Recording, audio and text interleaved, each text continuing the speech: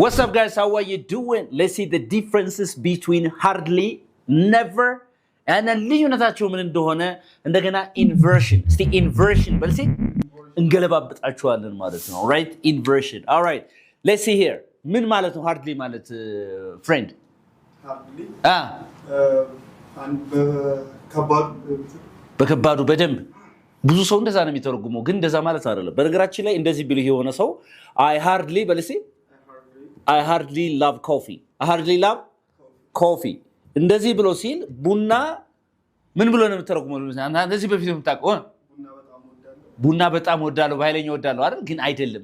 ቡና እንብዛም አልወድም ነው። ምን ማለት ነው ይሄ? ቡና እንብዛም አልወድም። ምክንያቱም hardly በራሱ ጊዜ ምንድነው? ኔጌቲቭ ነው። እንብዛም almost not ማለት ነው። እሺ ሶ ይሄ ቡና ምን ማለት ነው? ይሄ ቡና እንብዛም አልወድም። ኦኬ በጣም ጥሩ። ይሄንን ቡና ለባርጉ ስተረጉም ቡና እንብዛም አልወድም። እንብዛም ቡና አልወድም ስል ግን እቺን hardly መጀመሪያ መጣ ነገርኝ ኢንቨርት ላድርገው hardly no hardly በልሲ I love የነበረውን ወደ ጥያቄ ቀይረው እስቲ do I love coffee እስቲ አንበው ሲህን hardly do I love coffee ጥያቄ ግን አይደለም አይደል? ምን ይባላል? ይሄ አይነት ኢንቨርሽን ይባላል ሲገለባበጥ ማለት ነው። ስለዚህ የመጀመሪያው ምን ማለት ነው? ቡና እንብዛም አልወድም። እዚህ ጋር እንብዛም ማለትወይ እንብዛም ቡና አልወድም። አሁን ትኩረቱ ያረፍተ ነገሩ ክብደት የመጣው የተላይ ነው። እንብዛም ከሚለው ላይ ነው እዚህ ማለት ነው። እየተግባባ ነው አይደል? ስለዚህ ላረፍተ ነገሩ ኤምፋሲስ ወይም የሆነ ፎከስ ሰጣችሁ ስታወሩ ይሄ ምን ይባላል?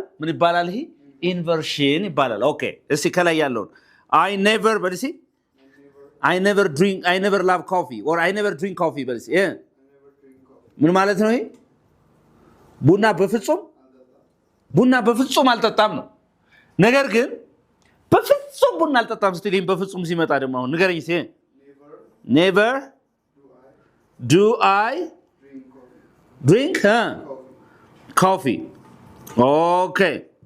Never do I drink coffee. Right? ይሄ ምን ባል ኢንቨርትድ የሆነው የትኛው ነው ማለት ነው? አሁን never do I drink coffee ላይ ተገልብጧል አይደል?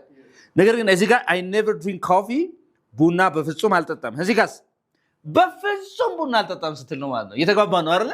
is that okay? እናንተ ደግሞ እቺን ነገር ሲሰሩልኝ እስቲ እቺን ነገር by no means በሚለው by